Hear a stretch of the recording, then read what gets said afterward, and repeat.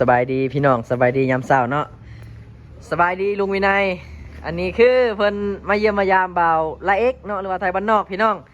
ได้พอกันก็คือร่วมกันคุยกันกับหลายปีแล้วเนาะหลายเดือนแล้วเนาะคุยตั้งแต่บ่าวไทยบ้านนอกฮาก็ตั้ง YouTube มาเนาะการฮู้จักกับเพิ่นก็ร่วมกันตลอดเนาะมาตั้งรถนี่ นี่คือแก่พันลิแกพันลิเนาะ นี่ลุงวินัยโอ้โหพี่น้อง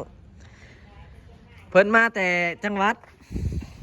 นครราชสีมาโคราชโคราชเนาะหนุ่มโคราชเนาะก็คือมาเที่ยวพี่น้องมาบเที่ยวอกคนนี้บ่ได้มามักผู้สาวดิบ่ได้มาคู่สาวเนาะอันนี้คือมาเที่ยวเนาะเพิ่นมาเที่ยวพี่น้องมาเที่ยวมาหามายามกันเนาะเพราะว่าก็ได้ล้มได้คุยกับเพิ่นอยู่เนาะได้ทักมาบัดนี้เพิ่นก็อยากมาเที่ยวอยากมาชมบรรยากาศพี่น้องเนาะก็เลยมาพอกันตอนนี้เรามาแต่ว่านแต่ซื่อนี่ล่ะพี่น้องพี่น้องไทยครับสู้ๆพี่น้องไทยใครอยากมาบอกผมนะครับเดี๋ยวจะพาไปเนาะ นี่เรามาเที่ยวมาเล่นนะพี่น้องเนาะอันนี้ก็เป็นลุงพี่น้องเนาะก็ได้ล้มกับเราอยู่สบายดีเนาะอันนี้ลุงสรวยเนาะมาเที่ยวเนาะมาเที่ยวพี่น้องมาชมบรรยากาศหมู่บ้านแบบชนบทฝั่งลาวเนาะคนว่าคิดฮอดคือหมู่บ้านฝั่งไทยสมัยก่อนเนาะพี่น้องไทยมาดูเส้นทางโฮจิมินห์กัน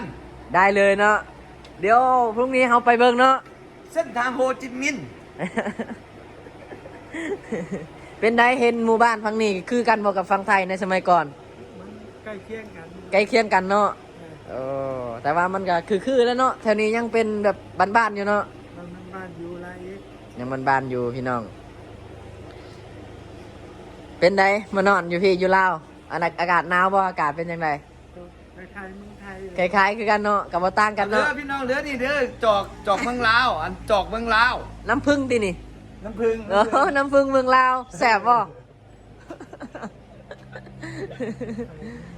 คือบรรยากาศยามเช้าเด้อพี่น้องเด้อเนาะกะ2-3 มื้อแล้วเนาะมื้อนี้แดดออกละ2-3 มื้อแล้วแดดออกพี่น้องมื้อนี้เพิ่นอยากมาเที่ยวชนบทเนาะเพิ่นอยากมาเที่ยวหมู่บ้านชนบทพี่น้องอยากเพิ่นไปเมื่อวานนี่เพิ่นไปเล่นกินข้าวอยู่เฮือนของไทยบ้านนอกเนาะกะเพิ่นได้เบิ่งบรรยากาศเฮือนซ่านบ้านซองเพิ่นก็เห็นแล้วเพิ่นว่าเฮือนไทยบ้านนอกคือหลังใหญ่แท้บ่บอกกันเลยเหรอวะเนาะ ไงครับผมมาจากโคราชนี่ไกลบันไดจากโคราชมาลาวนี่จากโคราชถึงสวรรณเขต350จากสวรรณเขตมาถึงเซโปน330 700 โลครับ700 โลคือลุงวินัยมาเที่ยวลาวบ่อยบอกคือว่าขับรถยังแม่นเลยโอเคมาเลยครับมาเลยใครอยากมา มาเที่ยวลาวบ่อยหรือบ่แม่นบ่มาบ่อยบ่คือว่าขับรถแม่นบ่ได้ลงเลนบ่ได้ครั้งแรกครับครั้งแรกคือขับรถเก่งแท้เนาะโอ้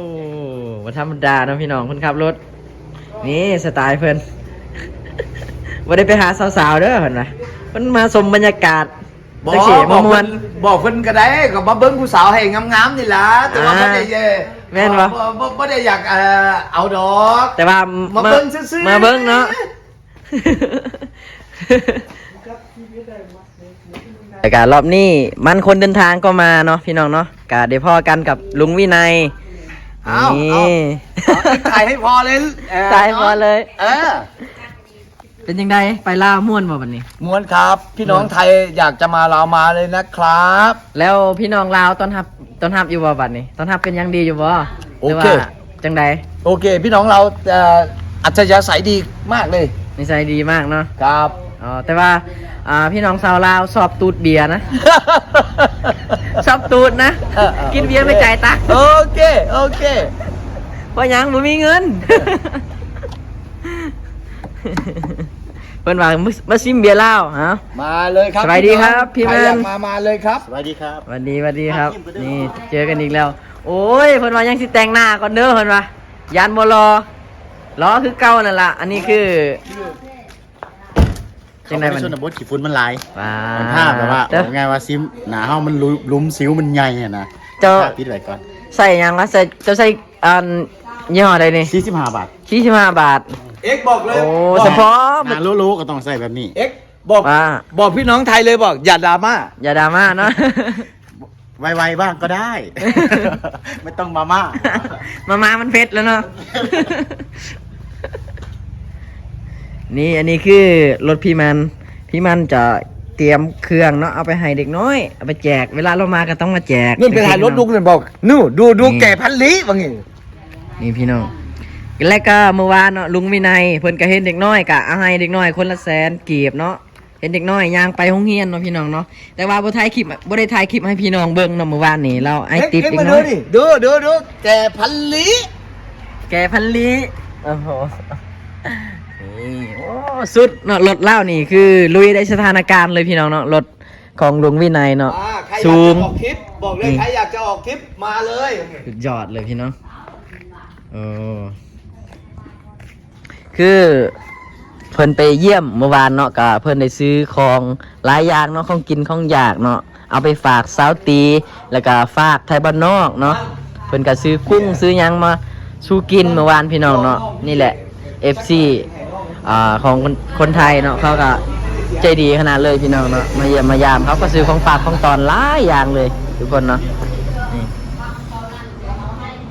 เตรียมของจะไปให้เด็กน้อยวะหรือว่าจะไปหาผู้สาว จริงๆชีวิตของอ้ายกับมักผู้สาวนั่นแหละ มาผู้สาวเนาะ พี่ไพ่แนมมามักผู้สาวต่อมาที่ แต่ อัน ว่า นี้คือถ้าทุกคนเห็นในคลิปเฮาเวลาเฮาแบกกระเป้ดำนี่แต่ในกระเป้กับบ่มีหยังเลยทุกคนมีแต่อันนี้แหละ อ๋ออันนี้คือขนมมาแจกเด็กน้อยเนาะ เด็กน้อย เวลาเข้าไปชนบทกับแบบหมู่บ้านที่แบบบ่มีไฟฟ้าบ่มีหยังเด็กน้อยกับบ่ค่อยได้กินขนมเนาะก็เอาให้เขาเจ้าพี่น้องเนาะคือบ่มันเรามาแต่ละเทื่อนี่ขนมบ่ขาดในกระเป๋าเด้อบ่ขาดเลยเรามาเอาให้ตลอดเนาะทุกคนเนาะ ได้ทายนั่นเองเนาะ แม่นแล้วก็บางทีเราบ่เฮ็ดคลิปเนาะเราบ่ได้ถ่ายเนาะพี่น้องเรามาแล้วก็มาแจกให้เลยสิเนาะพี่น้องเนาะ ครับผมโซลาร์เซลล์ โซลาร์เซลล์อันนี้โซลาร์เซลล์เนี่ยเอาไปติดตั้งอยู่ไส ที่ตั้งบ้านทุกอย่าง บ้านทุกอย่างเนาะ ที่เพิ่นบอกว่าบ้านได้ก็ได้ที่เพิ่นบ่มีไฟฟ้าใช้ ก็เอามาใส่ให้เขาเนาะ แม่นเอาตัวใหญ่มาตัวหนึง อ๋ออี อีกตัวใหญ่เนี่ยเอาไปติดบ้านน้องอีกคนหนึงเพราะว่ามี FC เพิ่นฝากมาโดยตรง อ๋อ แต่อันนี้นะเจ้าของร้านเพิ่นเห็นเฮาไปซื้อแล้วเพิ่นก็เลยฝากให้ทำบุญนำ โอ้นี่พี่น้องก็มี FC สนับสนุนเพิ่นหลายเนาะนี่ของกินของอยากเพิ่นจะมาฝากเด็กน้อย แล้วก็มีถ้วยมีจานเนาะเจอเฮือนซานมองใดที่แบบบ่ค่อยมีถ้วยใส่กะเพิ่นกะเอามาให้แล้วก็ถ่ายคลิปให้ FC ได้เบิ่งพี่น้องเนาะกะพี่น้องสาวไทยกับสาวลาวเนาะกะความเยื่อใยกะบ่ได้ห่างกันเนาะพี่น้องซ้ำว่าญาติพี่น้องกันอีหลีเนาะนี่ เสื้อกันหนาว อันนี้เสื้อกันหนาว เขาเห็นไผก็ถ่ายเห็นเบาจอยถ่ายแหละ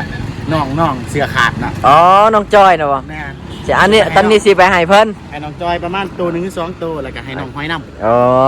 น้องห้อยน่ะพี่เอกฝากมา พี่เอกฝากมา พี่เอกบ่ได้มาเนาะ มา ทุกคน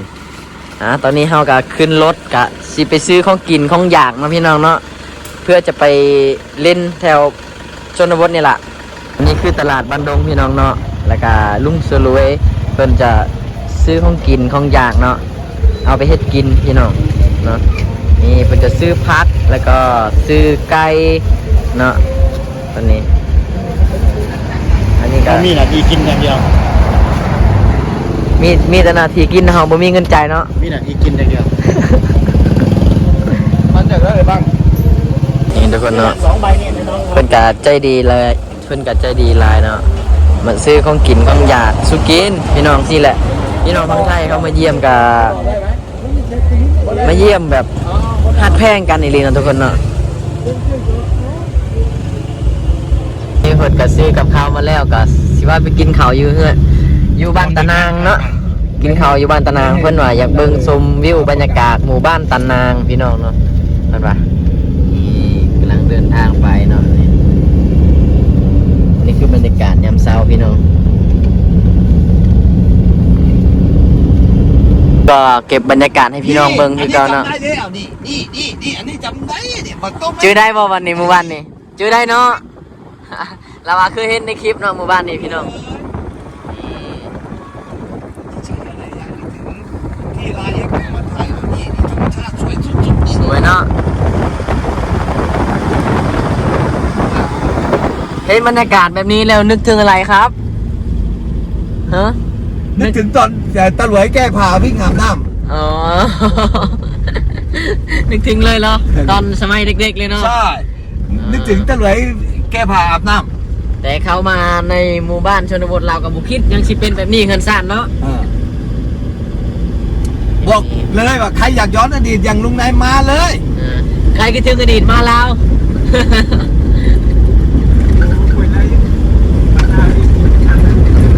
อันนี้คือบรรยากาศน้ำห้วยเนาะอยู่ติดหนทางเลยพี่น้องเนาะน้ำใสดีแล้วก็สะอาดพี่น้อง ใส่ปันตาตะกะแตน นี่พูดได้เลยบรรยากาศพี่น้อง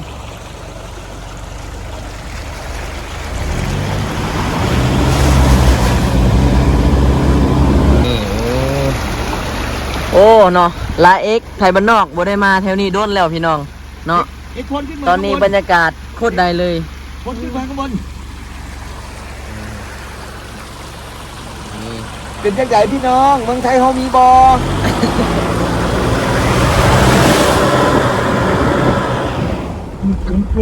ตรงนี้นะเป็นหม่องอาบน้ำของหมู่บ้านเด้อพี่น้องเด้อ อันนี้คือหมู่บ้านตะนางพี่น้องน้ำห้วยโคตรใสดีเลยเนาะทุกคน เป็นจังไดลุงวินัย เขียวขจีอย่างเล อ๋ ย อลุงสรวยมากแบบนี้อยู่ปะ มากอยู่ มากเนาะ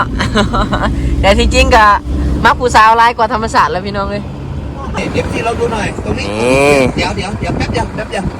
นี่ครับควันไฟหุงปืนครับ โอ้เพิ่นกำลังขาวัวเนาะกินในจังไดเฮ็ดงานหยังบ่พี่น้องกับบ่ฮู้เนาะอันนี้คือหมู่บ้านตะนางพี่น้องเด้อสุดยอดเลยบรรยากาศ สวัสดีครับ สวัสดีครับ เด็กน้อย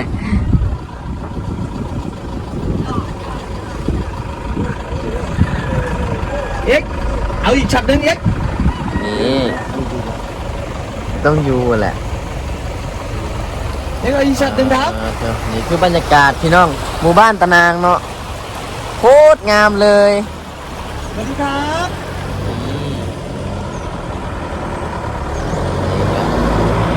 เลยพี่น้องโคตรใสอีกแล้วพี่น้อง ใบบัวธรรมชาติสวยขนาดไหนดูเอาดูเอา นี่แหละ ถ้ามาเขตนี้ก็ต้องข้ามน้ำตลอดเลย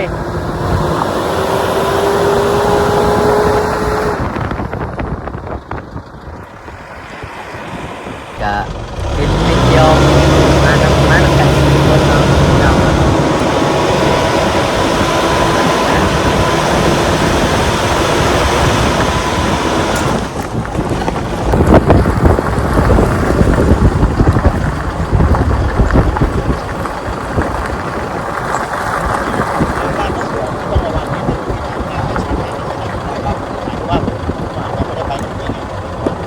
เอ้า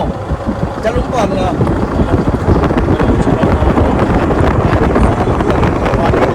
ทุกคนตอนนี้คือลุงวินัยกับลุงสลวยซื้อขนมมาแจกให้เด็กน้อยเนาะเพิ่นเห็นเด็กน้อยหลายเข้ามาในชนบทกะอยากซื้อขนมมาให้เพิ่นกินเนี่ยนะเพิ่นว่าพี่น้องก็เลยเพิ่นซื้อขนมมาแจกให้เด็กน้อยเนาะนี่ตอนนี้ลุงวินัยก็ซื้อขนมมาแจกให้เด็กน้อยเนาะเห็นเด็กน้อยหลายเพิ่นว่าอยากซื้อขนมมาแจกให้เด็กน้อยได้กินใครอยาก ลุงคิดได้ตอนที่ลุงเป็นเด็กสมัยอยู่เมืองไทยลุงไม่เคยได้กินอย่างนี้หรอก อ๋อก็เลยพอเห็นแล้วก็อยากซื้อให้เขาเนาะ ใช่แล้ว อืม